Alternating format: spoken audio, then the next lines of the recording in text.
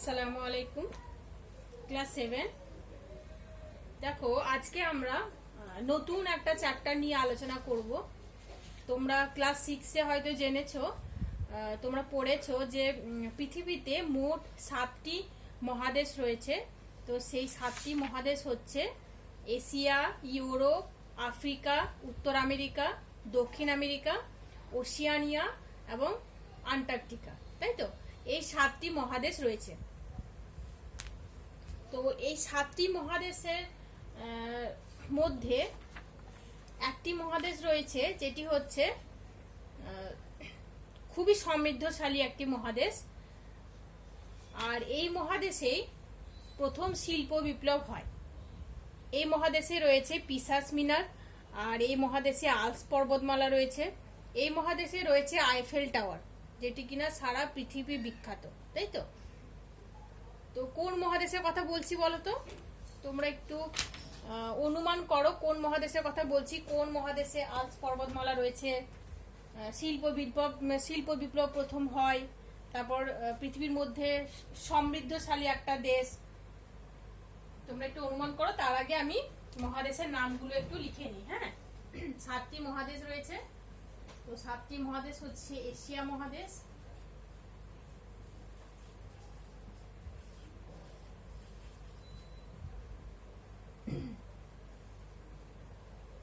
Europe মহাদেশ, Africa মহাদেশ,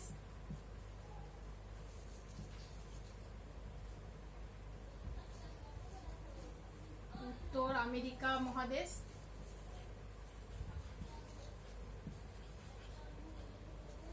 দক্ষিণ আমেরিকা মহাদেশ,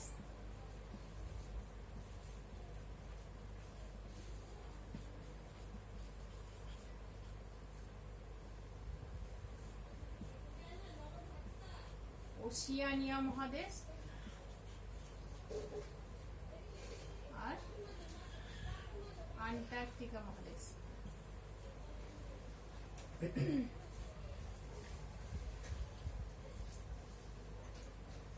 তো এই 7টি মহাদেশের মধ্যে কোন মহাদেশে প্রথম শিল্প বিপ্লব হয় বলতো? ইউরোপ মহাদেশে। ঠিক আছে, তো আজকে আমাদের আলোচনার বিষয় হচ্ছে ইউরোপ মহাদেশ। তোমাদের পাঠ্য বইয়ে রয়েছে ইউরোপ মহাদেশ। তো আমরা আস্তে আস্তে ইউরোপ মহাদেশ সম্পর্কে পুরোটাই জানবো। ঠিক আছে,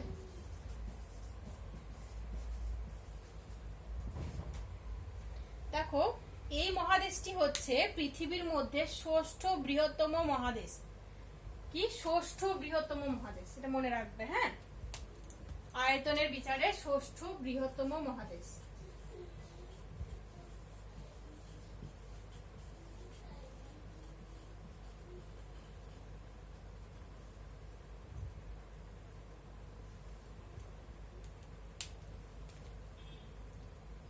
এই মহাদেশ মানে ইউরোপ মহাদেশ জ্ঞান, বিজ্ঞান, সাহিত্য, সংস্কৃতি, তারপর কৃষি, শিল্প, প্রযুক্তি এবং গবেষণায় অত্যন্ত উন্নত এবং সমৃদ্ধশালী একটা দেশ।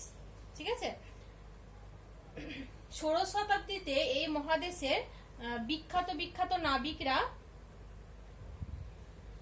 ভৌগোলিক অভিযানে বেরিয়ে পড়েন। আমরা এরকম নাবিকের নাম আমরা শুনেছি, যেমন ভাস্কো দা গামা, তাই তো? প্রথম ভারতে এসেছিলেন, একজন ইউরোপিয়ান ভারতে এসেছিলেন 1498 খ্রিস্টাব্দে। তো এরকম আরো অনেক নাবিক ইউরোপ মহাদেশ থেকে পৃথিবীর বিভিন্ন অজানা জায়গায় বেরিয়ে পড়েন এবং বিভিন্ন দেশ এবং মহাদেশের সন্ধান বের করেন তারা। ঠিক আছে, তার মানে এটা বলতে পারি যে ইউরোপ মহাদেশের নাবিকরাই পৃথিবীর অচেনা দেশগুলিকে আবিষ্কার করেন। এই মহাদেশে প্রথম শিল্প বিপ্লব হয়, আর এই মহাদেশে প্রথম আধুনিক যন্ত্র নির্ভর সভ্যতার বিকাশ হয়। ঠিক আছে, তো যেহেতু শিল্প বিপ্লব প্রথম এই দেশে হয়, এই মহাদেশে হয়, আর আধুনিক যন্ত্র নির্ভর সভ্যতা বিকাশও কিন্তু এই মহাদেশে প্রথম হয়েছিল। তো তার ফলে এই মহাদেশের বেশ কিছু দেশ, যেমন England, Portugal, Spain, Holland, France, এইসব দেশ থেকে সারা পৃথিবীতে ব্যবসা বাণিজ্য করার জন্য অভিযান চালানো হয়। মানে ব্যবসা বাণিজ্য করার জন্য বিভিন্ন ব্যবসায়ীরা, মানে এই মহাদেশের বিভিন্ন দেশের ব্যবসায়ীরা পৃথিবীর বিভিন্ন জায়গায় অভিযান করেন, বিভিন্ন জায়গায় যায়, বিভিন্ন দেশে বিদেশে যান। আর এই মহাদেশে সেই সময়ে পৃথিবীর সব থেকে বেশি উপনিবেশ তৈরি হয়। উপনিবেশ মানে হচ্ছে এই মহাদেশের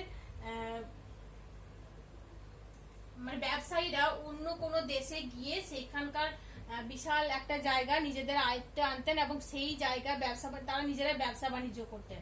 ঠিক আছে, তো সেই দেশটা হচ্ছে এই দেশের উপনিবেশ। যেরকম দেখো ভারতে যখন ইংরেজরা আসেন, ইংরেজরাও কিন্তু ইউরোপিয়ান, ঠিক আছে, ইউরোপ মহাদেশ থেকে তারা ভারতে আসেন। তো তারা ভারতে আসার পরে কি ব্যবসা বাণিজ্য করার উদ্দেশ্যে ভারতে আসে, তারপর আস্তে আস্তে কি করে ভারতের বিশাল একটা এলাকা তারা দখল করে নেয়। তো তো এই ভারত হচ্ছে ইউরোপের একটা উপনিবেশ, বুঝতে পারছো? এরকম আরো উপনিবেশ ইউরোপ মহাদেশে আরো অনেক ছিল, মানে ভারত ছাড়াও আরো উপনিবেশ ওদের ছিল, যেমন আফ্রিকার অনেক দেশ ছিল, এছাড়াও আরো অনেক দেশ ছিল, উত্তর কোরিয়া ছিল, ঠিক আছে। তো এটাই হচ্ছে উপনিবেশ। আশা করছি বুঝতে পেরেছো উপনিবেশ কথাটা। তো আজকে আমরা ইউরোপ মহাদেশের আয়তন, অবস্থান, সীমানা এই সব কিছু নিয়ে আলোচনা করব, ঠিক আছে। এই মহাদেশের নামগুলো তোমরা লিখে নাও: এশিয়া মহাদেশ, ইউরোপ মহাদেশ, আফ্রিকা মহাদেশ, উত্তর আমেরিকা মহাদেশ, দক্ষিণ আমেরিকা মহাদেশ, ওশিয়ানিয়া মহাদেশ আর আন্টার্কটিকা মহাদেশ, ঠিক আছে। এই মহাদেশের নামগুলো তোমরা লিখে নাও।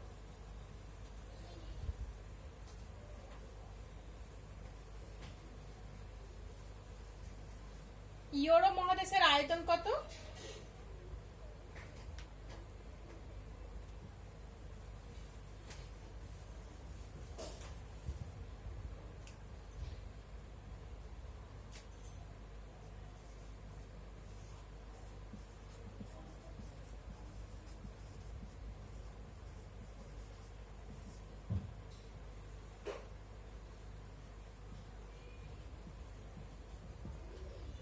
আয়তন হচ্ছে 1,09,00,000 বর্গ কিমি। 1,09,00,000 বর্গ কিমি। আর আয়তনের বিচারে ষষ্ঠ বৃহত্তম মহাদেশ, মানে 6 নম্বরে। তার মানে খুব বিশাল বড় মহাদেশ নয় এটা, ঠিক আছে। অবস্থান ও সীমা,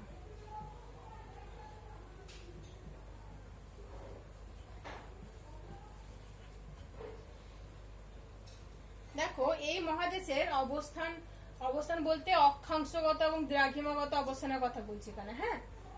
তো 35 ডিগ্রি উত্তর অক্ষাংশ থেকে 71 ডিগ্রি উত্তর অক্ষাংশে অবস্থান করছে।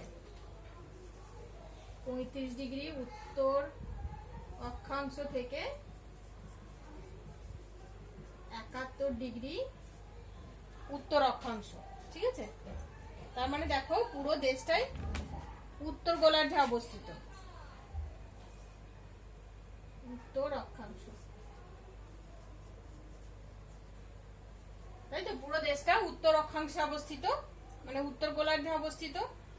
আর দ্রাঘিমাগত অবস্থান হচ্ছে 24 ডিগ্রি পশ্চিম দ্রাঘিমা থেকে 65 ডিগ্রি পূর্ব দ্রাঘিমা। 24 ডিগ্রি পশ্চিম দ্রাঘিমা থেকে 65 ডিগ্রি পূর্ব দ্রাঘিমা। তো দ্রাঘিমাগত অবস্থান হচ্ছে 24 ডিগ্রি পশ্চিম থেকে 65 ডিগ্রি পূর্ব, তার মানে পশ্চিম এবং পূর্ব গোলার্ধ নিয়ে, ঠিক আছে। তবে এটি উত্তর অক্ষাংশে অবস্থিত, মানে উত্তর গোলার্ধে অবস্থিত।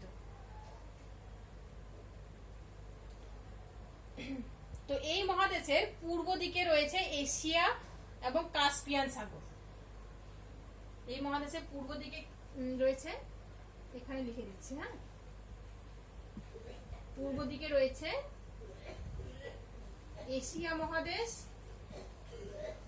কাস্পিয়ান সাগর,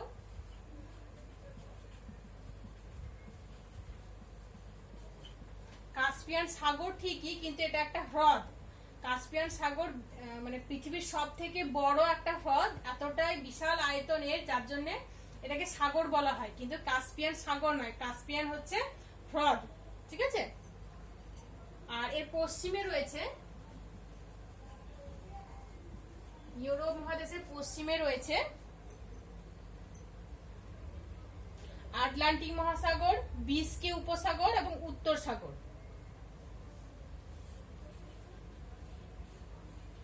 আটলান্টিক মহাসাগর,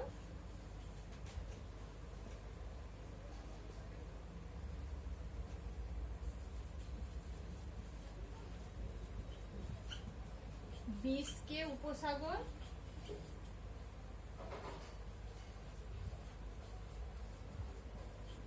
এবং উত্তর সাগর। ঠিক আছে,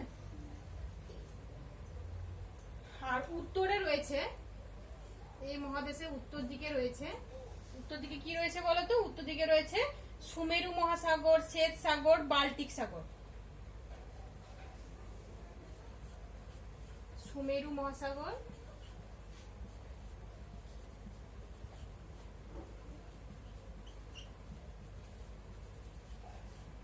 শ্বেত সাগর, বাল্টিক সাগর।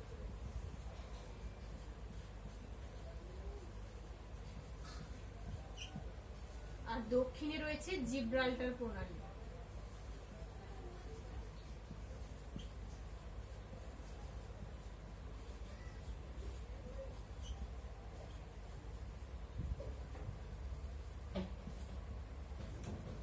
দক্ষিণে রয়েছে জিব্রাল্টার প্রণালী, ভূমধ্য সাগর আর কৃষ্ণ সাগর।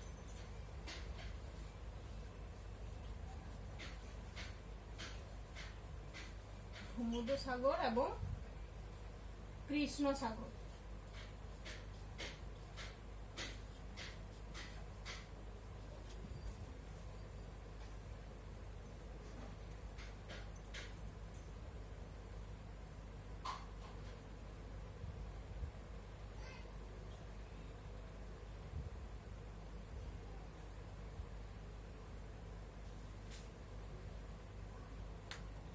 দেখো এই জিব্রাল্টার প্রণালী, তো প্রণালী শব্দটা তোমাদের কাছে নতুন শব্দ। প্রণালী হচ্ছে একটা জলাশয় যেটি দুই মহাদেশকে পৃথক করে দেয়। ঠিক আছে, তো এই জিব্রাল্টার প্রণালী দক্ষিণে রয়েছে ইউরোপ এবং আফ্রিকা মহাদেশকে পৃথক করছে এই জিব্রাল্টার প্রণালী। ঠিক আছে, তো ইউরোপ মহাদেশ থেকে আফ্রিকা মহাদেশ পৃথক হচ্ছে কার দ্বারা? জিব্রাল্টার প্রণালী দ্বারা, এটা মনে রাখবে। হ্যাঁ, প্রণালী হচ্ছে একটা সংকীর্ণ জলভাগ, যে জলভাগটা দুই মহাদেশকে পৃথক করছে। তো এটা তোমরা খুব ভালো করে মনে রাখবে যে এই ইউরোপ মহাদেশের কোন দিকে কি রয়েছে। ঠিক আছে, তো পূর্ব দিকে রয়েছে দেখো এশিয়া মহাদেশ রয়েছে, ক্যাসপিয়ান সাগর রয়েছে। ইউরোপ মহাদেশের পশ্চিম দিকে কি রয়েছে? আটলান্টিক মহাসাগর রয়েছে, বিস্কে উপসাগর আছে এবং উত্তর সাগর রয়েছে। ইউরোপ মহাদেশের উত্তর দিকে রয়েছে সুমেরু মহাসাগর, শ্বেত সাগর, বাল্টিক সাগর। আর ইউরোপ মহাদেশের দক্ষিণে কি রয়েছে? জিব্রাল্টার প্রণালী, ভূমধ্য সাগর আর কৃষ্ণ সাগর। ঠিক আছে, তো এইগুলো মনে রাখবে তোমরা, অবস্থান আর সীমাটাও মনে রাখবে। আর ইউরোপ মহাদেশের আয়তন হচ্ছে 1,09,00,000 বর্গ কিলোমিটার। এবার আমি তোমাদেরকে দেখো ইউরোপ মহাদেশের মানচিত্রটা দেখাবো। আমার কাছে বড় মানচিত্র তো নেই, স্কুলে বড় মানচিত্র রয়েছে, স্কুলে এলে ইনশাল্লাহ দেখাবো বড় মানচিত্রটা। তো এখন আমার কাছে যে টেক্সট বই যে মানচিত্রটা রয়েছে সেটাই তোমাদেরকে দেখাচ্ছি। তোমরা নিজেরা টেক্সট বইটা খুলে ভালো করে মানচিত্রটা দেখো।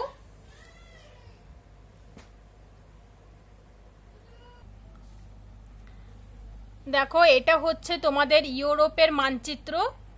তো এটা পুরোটাই হচ্ছে ইউরোপ মহাদেশ, দেখতে পাচ্ছ তোমরা। ইউরোপ মহাদেশের দেখো পূর্ব দিকে এখানে রয়েছে এশিয়া মহাদেশ, এখানে দেখো এশিয়া লেখা রয়েছে, এই দিকটা হচ্ছে এশিয়া মহাদেশ। ঠিক আছে, এখানে দেখো দেখতে পাচ্ছ তোমরা ক্যাসপিয়ান সাগর। তো ক্যাসপিয়ান সাগর এটা আমি বললাম এটা হচ্ছে একটা হ্রদ, আমি বললাম কিছুক্ষণ আগে সাগর লেখা থাকলেও এটা কিন্তু সমুদ্র নয়, এটার আয়তনটা বিশাল, মানে পৃথিবীর বৃহত্তম হ্রদ হচ্ছে ক্যাসপিয়ান সাগর। তো যেহেতু অনেক বড় আয়তন সেজন্য এটাকে সাগর বলা হচ্ছে, কিন্তু এটা সাগর নয়, এটা হচ্ছে হ্রদ।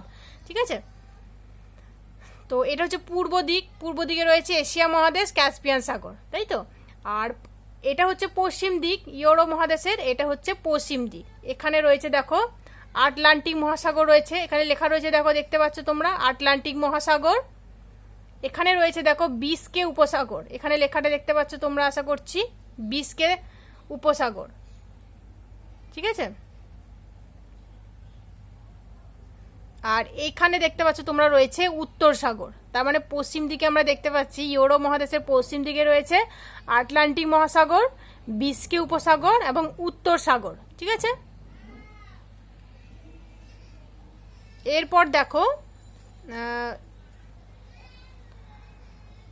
ইউরোপ মহাদেশের উত্তর দিকে রয়েছে, দেখো তোমরা মানচিত্রটা তোমরা মানে তোমাদের বইটা ভালো খুলে দেখবে, তাহলে বুঝতে পারবে ভালো। উত্তর দিক, এটা হচ্ছে উত্তর দিক, উত্তর দিকে দেখো এখানে রয়েছে শ্বেত সাগর, এখানে লেখা রয়েছে দেখো শ্বেত সাগর, এটা হচ্ছে আর্কটিক মহাসাগর বা সুমেরু মহাসাগর, তাই তো। দেখো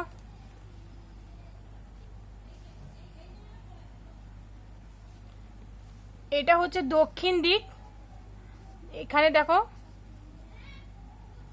এখানে রয়েছে জিব্রাল্টার প্রণালী, এখানে ছোট্ট মতো করে লেখা রয়েছে দেখো, এখানে লেখা রয়েছে জিব্রাল্টার প্রণালী, ঠিক আছে। দক্ষিণ দিকে রয়েছে ভূমধ্য সাগর, এখানে রয়েছে ভূমধ্য সাগর, কিন্তু এখানে লেখাটা দেখতে পাচ্ছি না।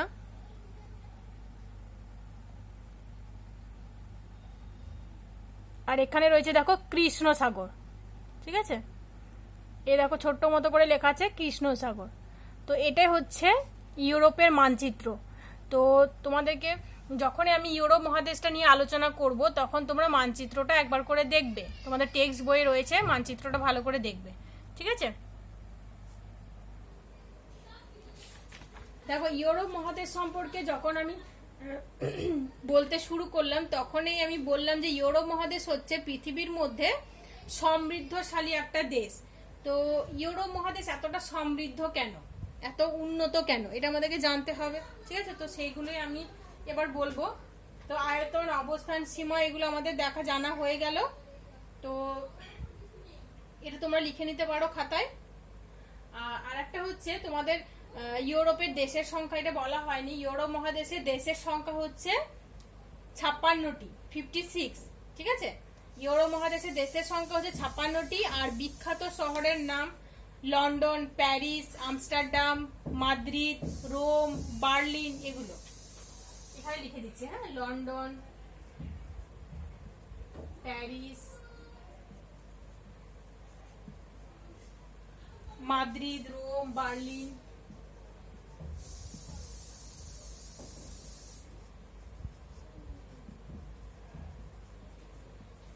এগুলো হচ্ছে ইউরোপ মহাদেশের বিখ্যাত শহর। আর ইউরোপ মহাদেশের কয়েকটি দেশের নাম হচ্ছে ইংল্যান্ড, স্পেন, হল্যান্ড, ফ্রান্স, এইগুলো। তো দেশের নামগুলো মনে রাখবে তোমরা, ঠিক আছে। এখন আমরা বলবো ইউরোপ মহাদেশের সমৃদ্ধির কারণ, এতটা সমৃদ্ধ এবং উন্নত কেন ইউরোপ মহাদেশ।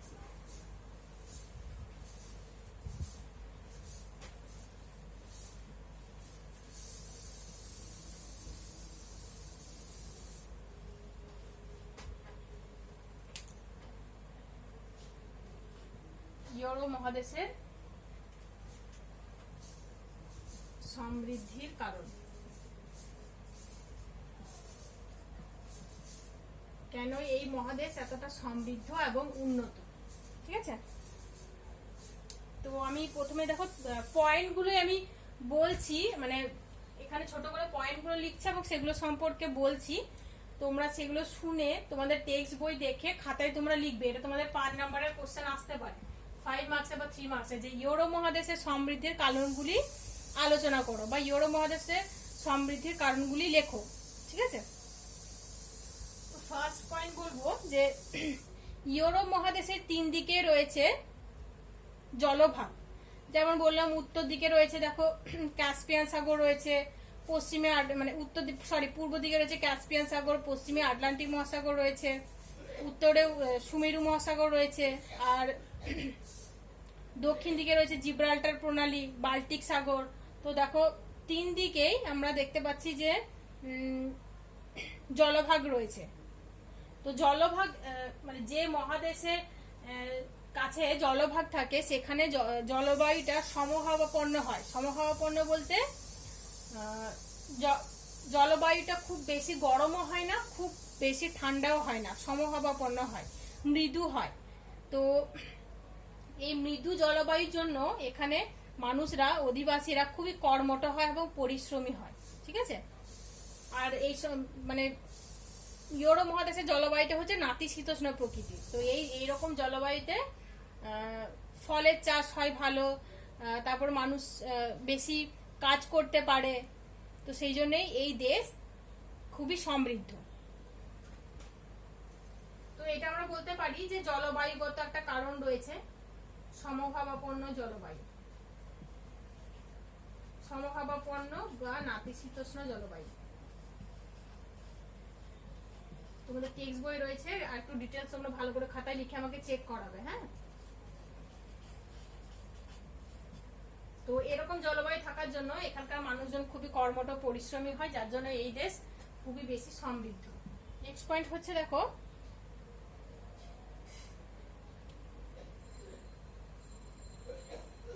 যেহেতু উষ্ণ উপসাগরীয় সমুদ্র স্রোত উত্তর পশ্চিম দিকে যে বন্দরগুলো রয়েছে সেই বন্দরগুলোকে বরফ মুক্ত করে দিচ্ছে। তো বরফ মুক্ত বন্দর, সেখানে জাহাজগুলো আসতে পারছে এবং সেখান থেকে জাহাজ যেতেও পারছে, মানে জাহাজ চলাচল হচ্ছে। তো জাহাজ চলাচল হলে কি হবে, ব্যবসা বাণিজ্যের জন্য জিনিসপত্র মানে আমদানি রপ্তানি সুবিধা হবে। তো যার জন্য এই দেশ সমৃদ্ধ। তার মানে আর নেক্সট পয়েন্ট বলবো যে বরফ মুক্ত বন্দরের অবস্থান। ঠিক আছে, বরফ মুক্ত বন্দরের অবস্থান। বন্দরগুলি বরফ মুক্ত হওয়ার ফলে জাহাজ আসা যাওয়া করতে পারছে, যার ফলে ব্যবসা বাণিজ্যের জন্য জিনিসপত্র আমদানি রপ্তানি করার সুবিধা হচ্ছে। ঠিক আছে, নেক্সট পয়েন্ট হচ্ছে, দেখো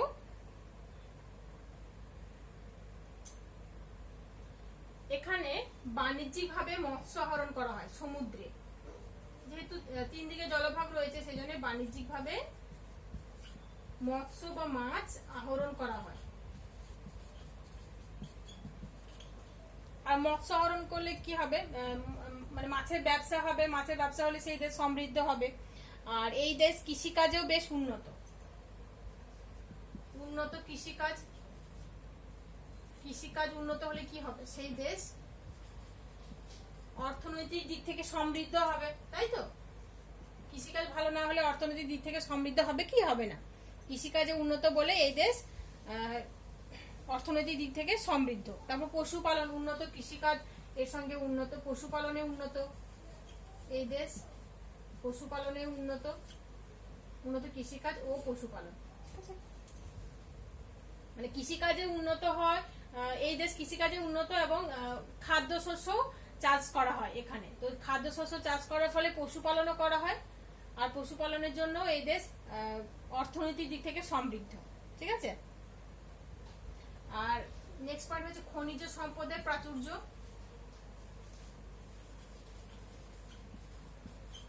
খনিজ সম্পদ বলতে কি বোঝায় বলতো? খনিজ সম্পদ হচ্ছে লোহা, তামা, ম্যাঙ্গানিজ, অভ্র, চুনাপাথর, ডলোমাইট, এই সবগুলো হচ্ছে খনিজ সম্পদ।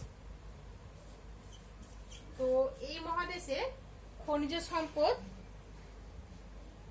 অনেক বেশি রয়েছে। খনিজ সম্পদের প্রাচুর্য থাকার জন্য এই মহাদেশ শিল্পের দিক থেকে বেশ উন্নত। মানে খনিজ সম্পদ বেশি বেশি থাকলে সেই দেশে শিল্প গড়ে উঠবে, তাই না? তো যেহেতু এই দেশে খনিজ সম্পদ অনেক বেশি পরিমাণে রয়েছে, সেই জন্যই এই দেশে শিল্প গড়ে উঠেছে। আর শিল্পের উন্নতি হলে এই দেশ তো অর্থনৈতিক দিক থেকে সমৃদ্ধ হবে, তাই না? তো খনিজ সম্পদের প্রাচুর্য, শিল্পের উন্নতি বা শিল্প বিপ্লব বলতে পারো, শিল্পের উন্নতি।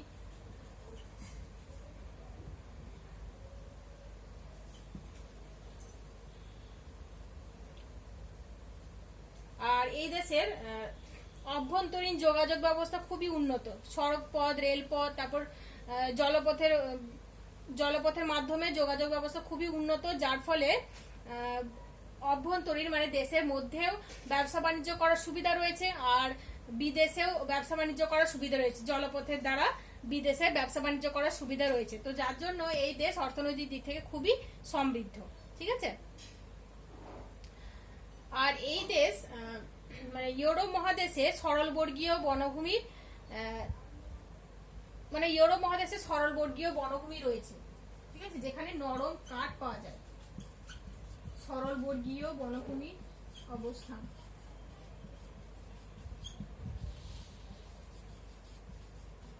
তো এই সরলবর্গীয় বনভূমি থেকে নরম কাঠ উত্তোলন করা হয়, মানে নরম কাঠ পাওয়া যায়, আর যার ফলে নরম কাঠ দিয়ে কাষ্ঠ শিল্পের উন্নতি হয়েছে। এই নরম কাঠ দিয়ে কাগজ, তারপর কাঠের মণ্ড এসব তৈরি করা হয়, যার জন্য এই মহাদেশ কাষ্ঠ শিল্পে বেশ উন্নত, ঠিক আছে। আর এই কাঠের জন্য মানে কাষ্ঠ শিল্পের জন্য এই দেশ ইউরোপ মহাদেশ অর্থনৈতিক দিক থেকে বেশ সমৃদ্ধ, ঠিক আছে। আর একটা কারণ হচ্ছে এই মহাদেশটি উত্তর গোলার্ধের স্থলভাগের কেন্দ্রে অবস্থান করছে। তো যার ফলে এই মহাদেশটা থেকে সব মহাদেশের সঙ্গে যোগাযোগ ব্যবস্থা সুবিধা হচ্ছে, মানে ইউরোপ মহাদেশ থেকে আফ্রিকা মহাদেশে যাওয়া যায়, এশিয়া মহাদেশে যাওয়া যায়। তো যার ফলে ব্যবসা বাণিজ্যের সুবিধা হচ্ছে, আর ব্যবসা বাণিজ্যের সুবিধা হলে এই মহাদেশ অর্থনৈতিক দিক থেকে তো সমৃদ্ধ হবেই, তাই না। তো এটা একটা পয়েন্ট যে উত্তর গোলার্ধের স্থলভাগের কেন্দ্রস্থলে অবস্থানের জন্য এই মহাদেশ মানে এই মহাদেশের যোগাযোগ ব্যবস্থা বেশ উন্নত হয়েছে, যার ফলে ব্যবসা বাণিজ্যের সুবিধা হয়েছে। তাহলে যোগাযোগ ব্যবস্থার সুবিধা বা উন্নত যোগাযোগ ব্যবস্থা, এটা লিখতে পারি, উন্নত যোগাযোগ ব্যবস্থা।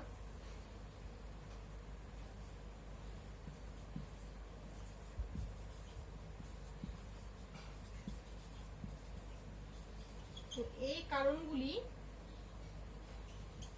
ইউরোপ মহাদেশকে উন্নত এবং সমৃদ্ধশালী করে তুলেছে, ঠিক আছে। তো এই কারণগুলো তোমরা ভালো করে পড়বে। তো আজকে আমরা যেগুলো আলোচনা করলাম সেগুলো তোমরা খাতায় লিখে নেবে, টেক্সট বই থেকে ভালো করে পড়বে। তো দেখো, এই মহাদেশে প্রথমেই যেগুলো আমি বললাম, যেমন এই মহাদেশ হচ্ছে ষষ্ঠ বৃহত্তম মহাদেশ, এই মহাদেশে প্রথম শিল্প বিপ্লব হয়, তারপর এখানে আইফেল টাওয়ার রয়েছে, এগুলো তোমরা একটু লিখে নেবে। এই মহাদেশের বেশ কিছু দেশের নাম হচ্ছে England, Portugal, Spain, Holland, France. এই মহাদেশের আয়তন, অবস্থান করবে, দেশের সংখ্যা কয়টি, বিখ্যাত কয়েকটি শহরের নাম, এগুলো ভালো করে পড়বে। আর এই কোশ্চেনটা তোমরা পড়বে 5 নম্বরে আসতে পারে যে ইউরোপ মহাদেশের সমৃদ্ধির কারণগুলি আলোচনা করো, ঠিক আছে। তো এইগুলোই তোমরা ভালো করে পরিষ্কার পরিচ্ছন্ন করে খাতায় লিখবে আর পড়বে, টেক্সট বইটা দেখে ভালো করে পড়বে। নেক্সট ক্লাসে ইনশাল্লাহ আমরা ইউরোপের যে পরের যে পার্টটা রয়েছে সেটা নিয়ে আলোচনা করব, ঠিক আছে। যদি তোমরা বুঝতে না পারো আমার সঙ্গে কন্ট্যাক্ট করবে। আসসালামু আলাইকুম।